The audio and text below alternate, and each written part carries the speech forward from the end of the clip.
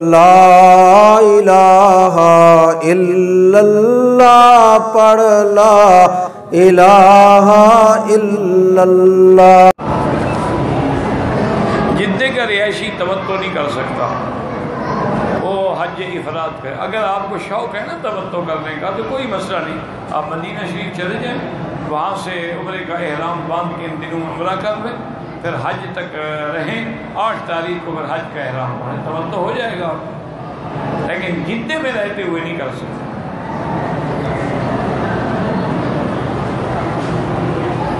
اگر میں عمرہ تو آپ کر لیں گے لیکن تمتع نہیں ہوگا، آپ کا حج افراد رہے گا۔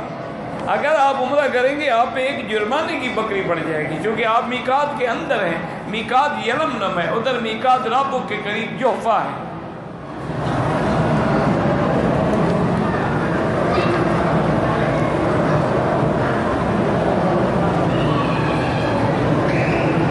کہتے جی کہ لوگ مکے میں بھی، حرم میں بھی، کعبہ میں بھی اور حضور پاک صلی اللہ علیہ وسلم کے روضہ مبارک پر بھی بلا وجہ تصویریں بناتے ہیں، موبائل استعمال کرتے ہیں، اور ان میں جو رنگ ٹون ہے وہ موسیقی ہے، گانے لگے ہوئے ہیں۔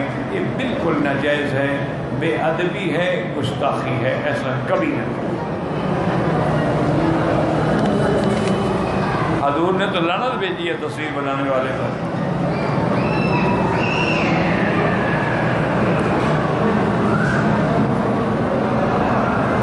اگر کسی نے مثلاً حج کرنا ہے، بکری رکھنی ہے، یا ویسے بھی امیر آدمی ہے، قربانی کرنی ہے، جیسے اپنے ملک میں بھی تو ہر آدمی قربانی کرتا ہے، اس کے لیے افضل یہ ہے کہ جب ذی الحج کا چاند نظر آ جائے تو وہ نہ ناخن کاٹے، نہ بال بنوائے، نہ صفائی کرے۔ اس کا اصل میں یاد رکھو منشا یہ ہے کہ چلو بھائی کم سے کم حاجیوں والی شکل تو بنائے نا، اور ذی الحج سے پہلے اپنی تیاری کر دے۔ اور اگر مثلاً ذی الحج آ گیا، اب بھی اگر اس نے حجامت بنا لی، بدن کی صفائی کر لی، کوئی گناہ نہیں ہے، افضل یہ ہے کہ نہ کرے۔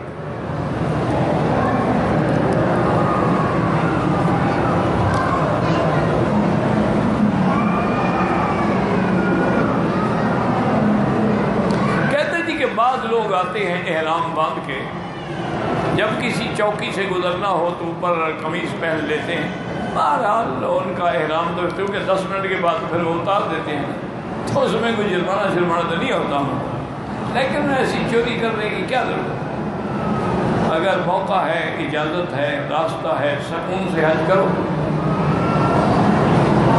یہ پابندیاں بھی آپ کے لیے ہیں، اتنا رش ہو جاتا ہے کہ کنٹرول نہیں کیا جاتا۔ ایک آدمی جو غلطی کرے نا 100 بندے کو مروا دیتا۔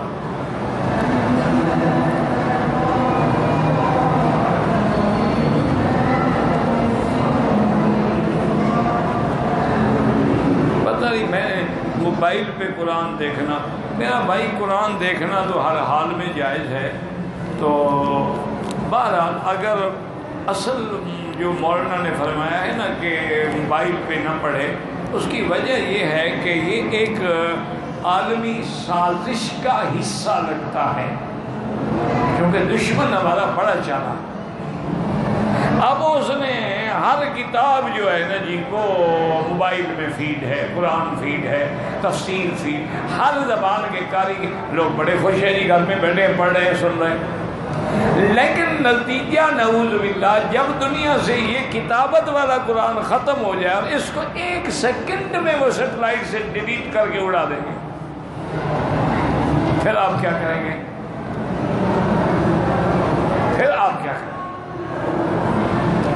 لیکن ابھی تو مکتبہ شاملہ جو ہے اس میں 60,000 کتاب ہے جو اس میں فیڈ ہے،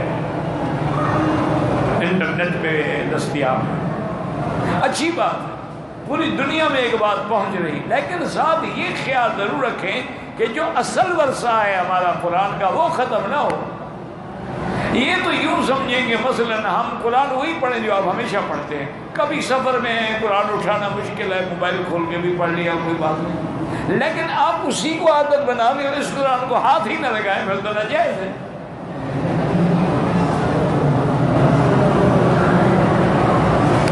ایک ہی آدمی سوال رکھ رہا ہے، فارغ بیٹھا ہوا ہے، پتہ نہیں کیا ہے۔ اگر کسی نے چھٹی کے دنوں میں، ایام حج میں، شوال میں یا ذی القعدہ میں عمرہ کر لیا، اس پہ حج فرض ہوگا؟ نہیں، حج تو زندگی میں ایک دفعہ فرض ہوگا۔ جو بھی صاحب استطاعت ہے ایک دفعہ حج کر لیا، پھر تو حج اس پہ فرض ہوتا ہی نہیں۔ ہاں، جو آدمی حج فرض تھا اس پہ پہلے نہیں کیا ہے، اب اشہر حج میں بھی یہاں آ گیا، عمرہ بھی، اب اس کو حج کرنا ہوگا۔ ایک یہ ہے کہ وہ پہلے تو کئی حج کر چکا ہے، اب اس کے بعد چھٹی کا موقع ہے، یا بعض لوگ جو ہے وہ مستقل اپنے خروج پہ واپس جا رہے ہیں بیچارے، تو اب وہ عمرے سے تو کیوں عمرہ کریں، طواف کریں، طواف الوداع کریں، اور ان پر کوئی پابندی نہیں۔ اگر احرام کی حالت میں ناک سے بال نکال، کوئی ایک آدھا بال توڑ لیا تو کچھ نہیں ہوتا، اگر باقاعدہ بیٹھ کے کاٹے ہیں بس دم پڑ جائے گی۔ اگر ایک آدھا بال ایسے نکلا اور آپ نے نکال لیا یا توڑ لیا، کچھ نہیں ہوتا اس سے۔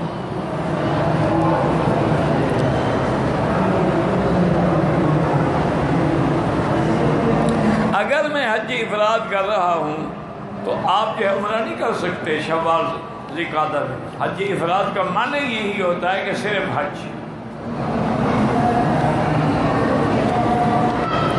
مکہ میں رہتا ہوں، میں نے عمرہ کیا ہے، بھائی اگر آپ نے عمرہ کیا ہے آپ کو دم دینا ہے، باقی حج آپ کا افراد ہوگا، حج کے لیے تو کوئی بکری نہیں دینی ہوگی۔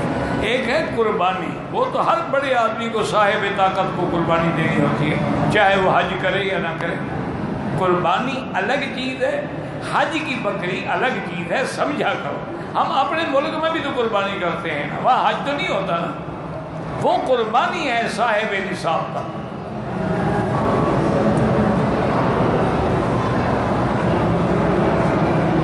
کہتے جی کہ دادی حوا کی پیدائش آدم کی پسلی سے ہوئی تو ان کی پوری پتہ کیا تطبیق کے کیسے، مجھے تو نہیں پتا کیا پوچھا ہے آپ۔ اچھا تمہیں فکر کیا ہے بی بی حوا کا؟ تم اپنی ماں کا فکر کرو، ان کی تو جیسے بھی ہوئی ہو تو اللہ کی قدرت کا نظام تھا نا کہ آدم کی بائیں پسلی سے زندہ حوا، اسی لیے تو حوا نام ہے نا، اسی طرح نکال لیا، نہ اس نے دودھ پیا ہے، نہ بچی تھی، نہ جو اسی وقت جوان۔ میاں بیوی بغیر کپڑوں کے سو سکتے ہیں، کیوں نہیں سو سکتے؟ آپ میاں بیوی ہیں، بالکل سو سکتے ہیں۔ تم وہ مسئلے پوچھو نا جی شریعت کے یا تقوی کے، پرہیزگاری کے، وہ چھوڑو، وہ تو انبیاء نے تو کبھی دیکھا نہیں۔ بی بی فرماتی کہ میں نے حضور کا بدن ہی نہیں دیکھا، تو وہ بغیر کپڑوں کے کیسے سوتے ہوں گے؟ وہ بلند مقام ہے۔ جہاں تک فتویٰ ہے وہ یہی ہے کہ تم میاں بیوی سو سکتے ہو بغیر